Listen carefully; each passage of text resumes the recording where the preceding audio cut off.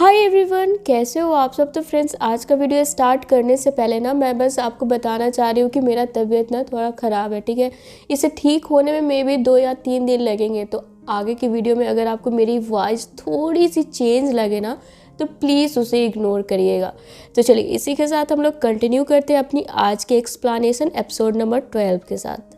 तो पिछले एपिसोड में हमने देखा था सिकेडा को पकड़ने के लिए बैरी को ग्रेस को कोमा से जगाने का प्लान आता है। क्योंकि सिकेडा के बिहेवियर से फ्लैश टीम ने ऐसा गेस करा था कि सिकेडा अपनी नाइस ग्रेस को बहुत चाहता है और शायद ग्रेस की इस हालत का जिम्मेदार वो बाकी मेटा ह्यूमंस को मानता है। इसलिए तो सिकेडा आज मेटा ह्यूमन सीरियल किलर बनकर घूम रहा है।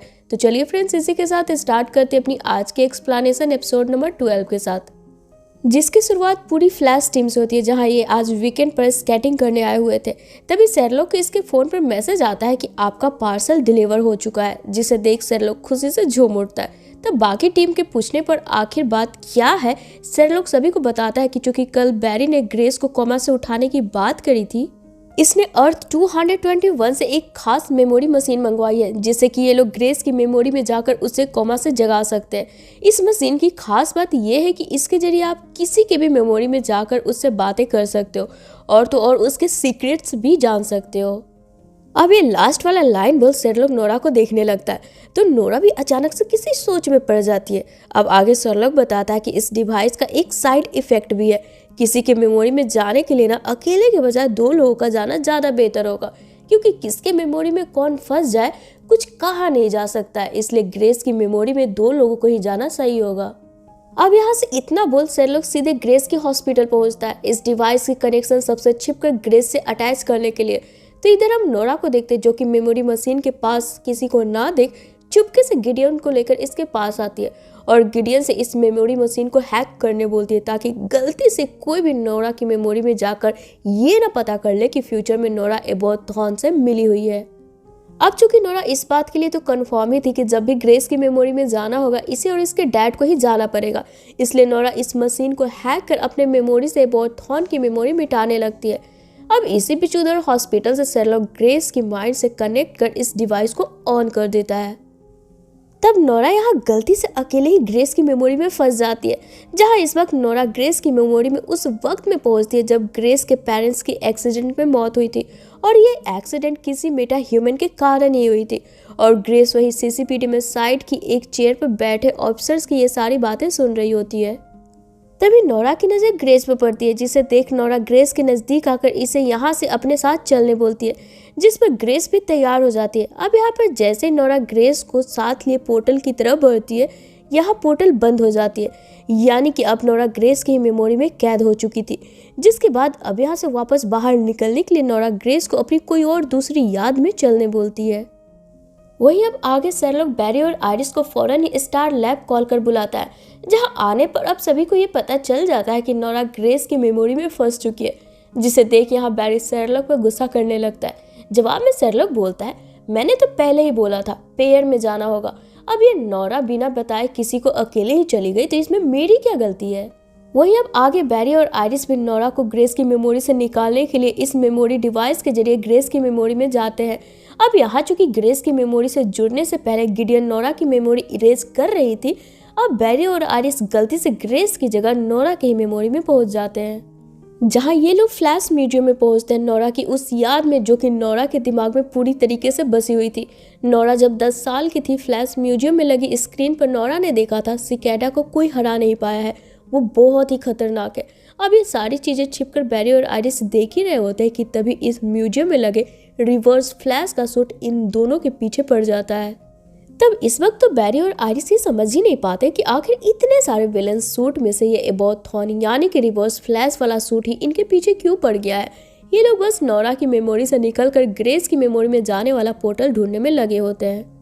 तो दूसरी तरफ हम नोरा को देखते हैं, जो कि ग्रेस के साथ उसकी दूसरी याद यानी कि अंकल ऑर्लिन के घर जाती है, जहां पर ऑर्लिन मीन्स कि सिकेडा बड़े ही प्यार से इसके लिए ब्रेकफास्ट बनाता है।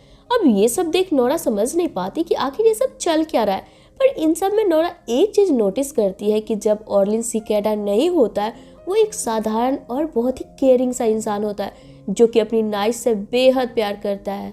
अब यहाँ पर अपना वक्त बर्बाद होता देख नोरा ग्रेस को बोलती है, मैं तुम्हारी मेमोरी में हूँ ना, तो प्लीज यहाँ से बाहर निकलने वाली पोर्टल के पास चलो ना, हम मिलकर उसे ढूंढते हैं। अब ये सुनते ही ग्रेस यहाँ से मुस्कुराते हुए नोरा को अपनी हॉस्पिटल वाली याद में लेकर आती है, जहाँ पर ग्रेस नोरा को दिखाती है कि किस तरह ग्रेस के अंकल ऑर्लिन सिकेडा बने थे और सभी मेटा ह्यूमंस को मारने की कसम ली थी, और फिर सिकेडा ने किसको किस तरीके से मारा है ये सब ग्रेस नोरा को सुनाती है। जिस पर अब नोरा दंग होकर ग्रेस से पूछती है, तुम तो कोमा में थी ना जब ये बातें तुम्हारे अंकल कर रहे थे, तो आखिर तुम्हें ये सब पता कैसे है? तब गुस्साते हुए ग्रेस यहाँ बोलती है, मुझे तो ये भी पता है कि तुम वही एक्सेस हो ना, जो फ्लैश के साथ मिलकर मेरे अंकल को कई बार दर्द दे चुकी है।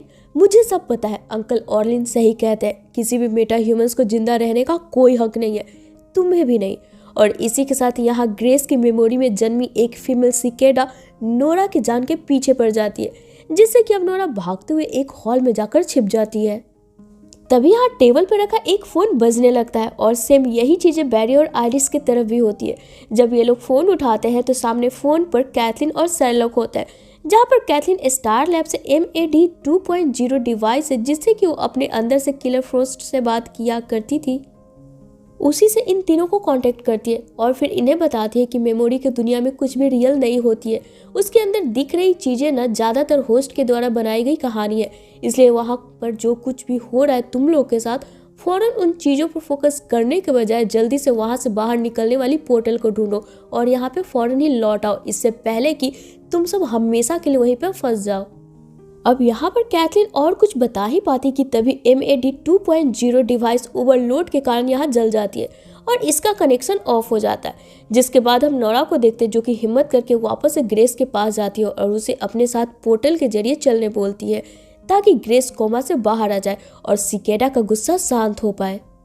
पर ग्रेस यहाँ नोरा के साथ आने से मना कर वापस से अपनी फीमेल सिकेडा से नोरा पर जानलेवा हमला करवाने लगती है, ये बोलकर कि इसके अंकल ऑर्लिन बिल्कुल सही कर रहे हैं, सभी मेटा ह्यूमंस को मारकर मैं तब तक कोमा से नहीं जागूंगी जब तक कि मेरे अंकल का मिशन पूरा नहीं हो जाता।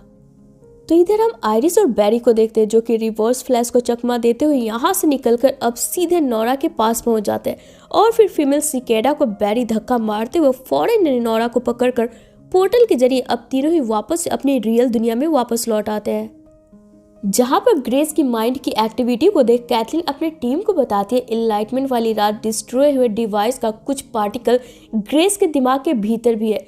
यही कारण है कि ग्रेस कोमा में रहते हुए भी बाहर हो रही चीजें सब सुन और समझ पा रही है और वो जानबूझकर कोमा में है ताकि उसके अंकल ऑर्लिन सभी मेटा ह्यूमंस को खत्म कर सके, क्योंकि ग्रेस के अनुसार उसके अंकल हीरो है। तो ये अब आगे इन बातों के बीच शेरलॉक बैरी के पास आकर धीरे से पूछता है, वैसे नोरा की मेमोरी में उसका हीरो कौन था जो तुम अनजान गेस्ट को नोरा की मेमोरी में देखकर तुम पर हमला करी होगी? जवाब में बैरी बोलता है एबोथॉन, और साथ ही बैरी यहाँ से ये बोलकर निकल जाता है कि ये सब तो बस इल्यूजन था, सच थोड़े ना हो सकता है।